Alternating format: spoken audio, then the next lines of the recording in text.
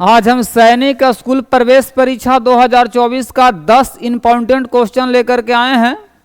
और क्वेश्चन कुछ इस प्रकार दिया हुआ है √/36.1 गुने 102.4।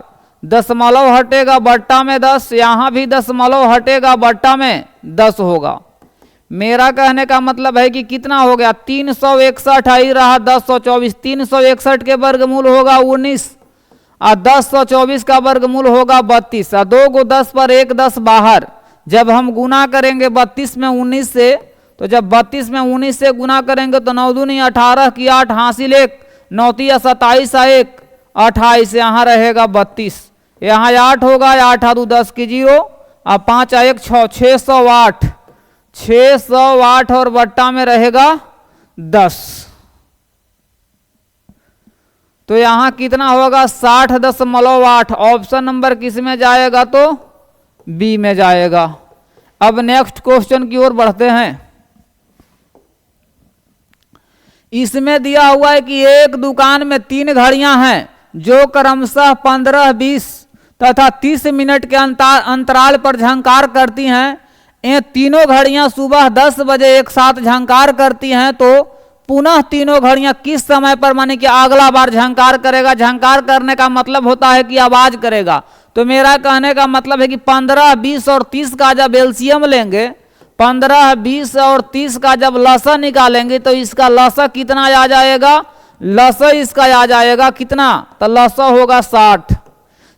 तो 60 मिनट कहने का मतलब है कि 60 मिनट बराबर हुआ 1 घंटा। तो 10 बजे था, तो 10 बजे में यदि अगर हम 1 घंटा को जोड़ेंगे तो कितना होगा 10 1 11 बजे अगला बार सुबह बजेगा। तो ऑप्शन नंबर डी में जाएगा।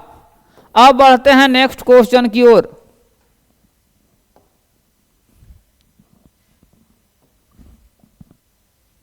नेक्स्ट क्वेश्चन में दिया हुआ है किसी दुकानदार को अपने माल पर जो उसने 3000 रुपया में खरीदा है कितना मूल्य अंकित करना चाहिए ताकि उस मूल्य पर 25% छूट देने पर भी उसे 10% लाभ मिले।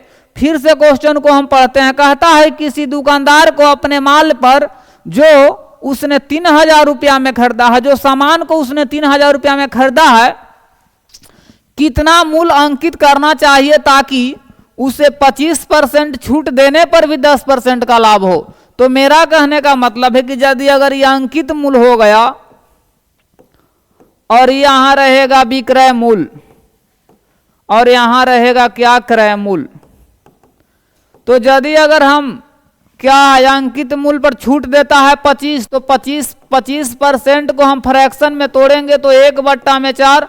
यदि अगर अंकित मूल्य 4 रहा होगा तो विक्रय मूल्य कितना 1 घट जाएगा तो 3।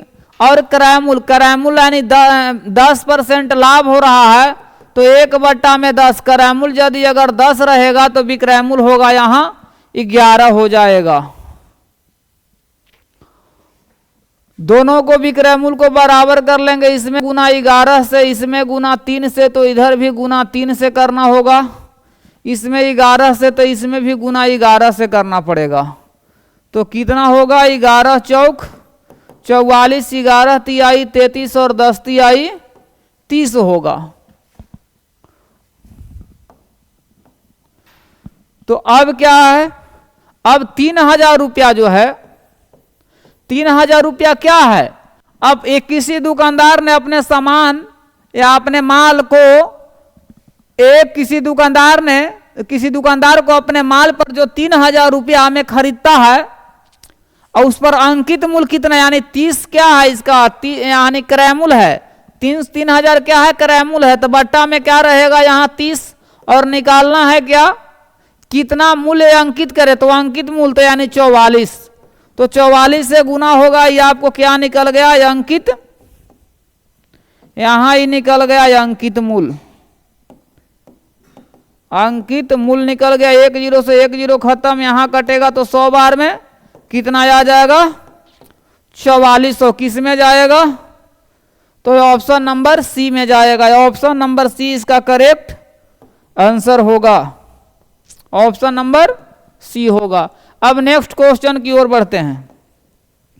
नेक्स्ट क्वेश्चन में दिया हुआ है कि नितिन ने एक हाथ घड़ी अंकित मूल्य यानी कि 800 पर 15% छूट के साथ खरीदी।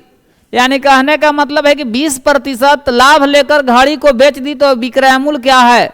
मेरा कहने का मतलब है कि ये रहा है आपका अंकित मूल्य, ये रहा है अंकित मूल्य, ये रहेगा आपका विक्रय मूल्य और ये रहेगा क्रय मूल्य।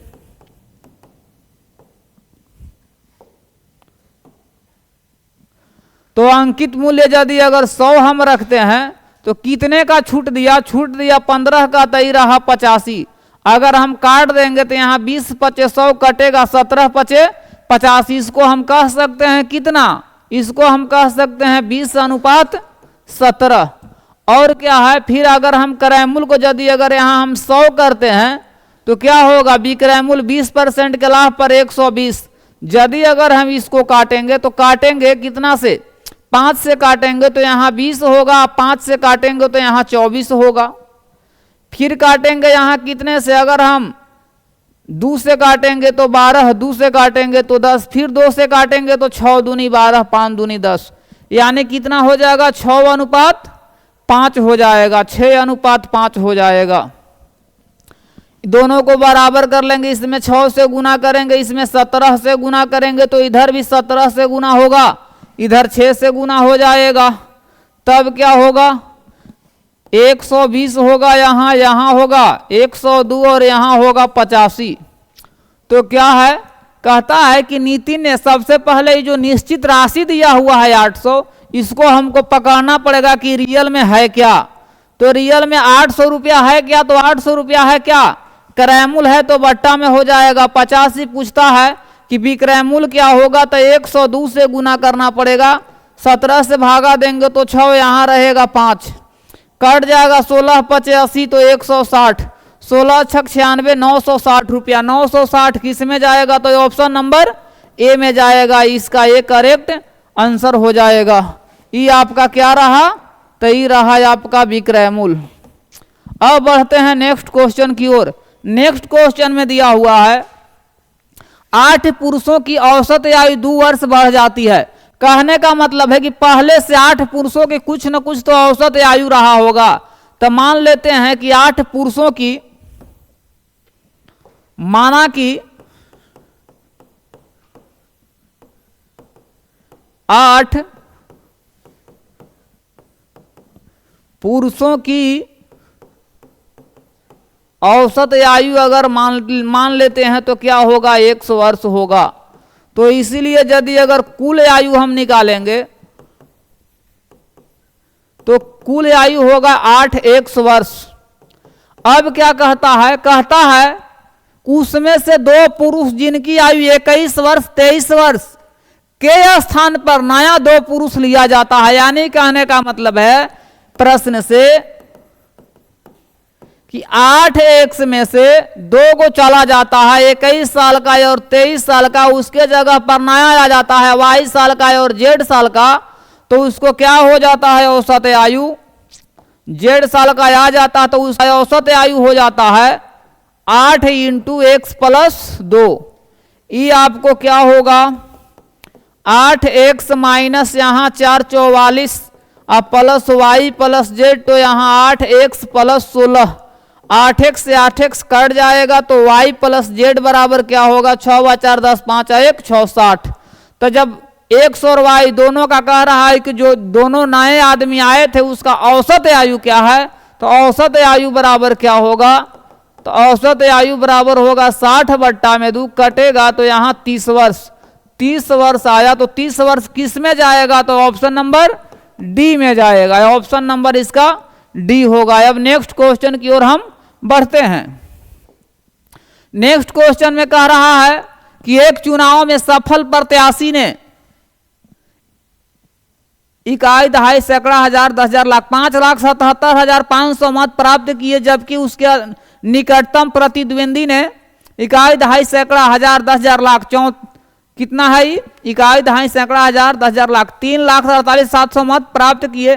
बताइए सफल प्रत्याशी चुनाव में कितने मतों से जीता। तो कितने मतों से जीता, अंतर निकाल देंगे। यहाँ 0 यहाँ 0, 15 में से 7 गया तो 8, 16 में से 8 गया तो 8, और ये आपका रहा 6 में से 4 गया तो यहाँ 2, और यहाँ ये रहेगा, यहाँ भी रहेगा 2, यानी 22 कितना हो जाएगा, 2,28,800, 2,28,800, 2,28,800 ऑप्शन नंबर सी में जाएगा।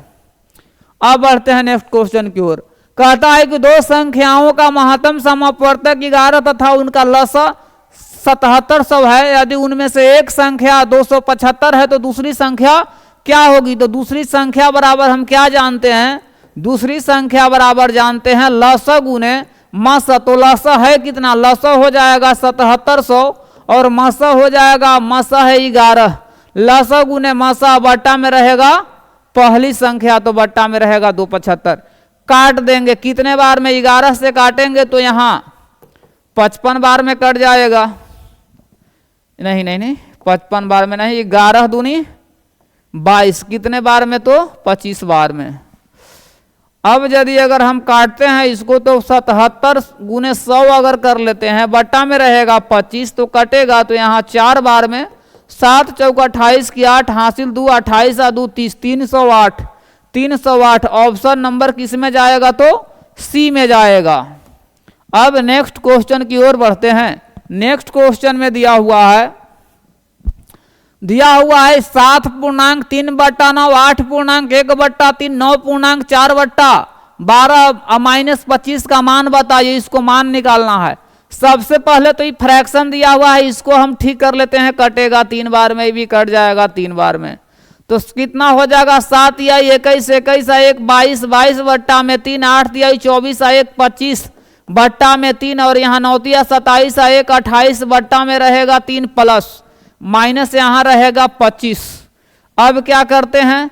8 या 2 10, 10 आ 5 15 की 5 हासिल 1 आ 2 आ 2 4 आ 2 6 आ 1 7, 75 बट्टा 3 माइनस 25, तो यहाँ कटेगा कितने बार में? 25 बार में। 25 माइनस 25 कट गया तो कितने? तो यहाँ रहेगा 0, ऑप्शन नंबर ए में जाएगा। ऑप्शन नंबर ए इसका करेक्ट आंसर हो जाएगा। अब नेक्स्ट क्वेश्चन की ओर बढ़ते हैं। नेक्स्ट क्वेश्चन में दिया हुआ है कि यदि आयत की लंबाई 25% बढ़ जाए, चौड़ाई 20% घट जाए, तो आयत के योगफल नहीं क्षेत्रफल में दे दिया है। योगफल गलत दे दिया है, क्षेत्रफल होना। क्षेत्रफल में निम्न में से कौन सा परिवर्तन होगा? पहले 25 यदि अगर बढ़ गया तो जुटेगा, फिर घट गया तो घटा देंगे। कितना घट रहा है? 20 घट रहा है तो घटा देंगे, और यहाँ प्लस यहाँ रहेगा 20, यहाँ होगा 25, 25 गुने 25 गुना में रहेगा माइनस भी, बट्टा में रहेगा 100, कट जाएगा। कितने बार में कटेगा? तो ये आपका 5 बार में। यहाँ भी रहेगा ये 5, घटेगा यहाँ 5, यही होगा -5, तो 5 में से 5 गया 0। कोई परिवर्तन होने वाला नहीं है, ये रहेगा अपरिवर्तित, अपरिवर्तन रहेगा। ऑप्शन नंबर सी में जाएगा। अब नेक्स्ट क्वेश्चन की ओर बढ़ रहे हैं। नेक्स्ट क्वेश्चन में दिया हुआ कि एक कोण का माप 88 डिग्री है तो पूरक कोण। पूरक कोण का अर्थ होता है कि दो कोणों का योग कितना होना चाहिए? दो कोणों का योग, पहला कोण प्लस दूसरा कोण बराबर 90 डिग्री। तो कहने का मतलब है कि एक कोण आपका 88 डिग्री दिया हुआ है, प्लस दूसरा कोण मालूम नहीं है, तो जब दूसरा कोण हम निकालेंगे तो दूसरा कोण बराबर हो जाएगा 90 डिग्री माइनस 88। तो इसीलिए दूसरा का जब मान आएगा तो कितना? 2 डिग्री, ऑप्शन नंबर बी में जाएगा। आज के लिए इतना ही। अब मिलते हैं हम फिर नेक्स्ट वीडियो में।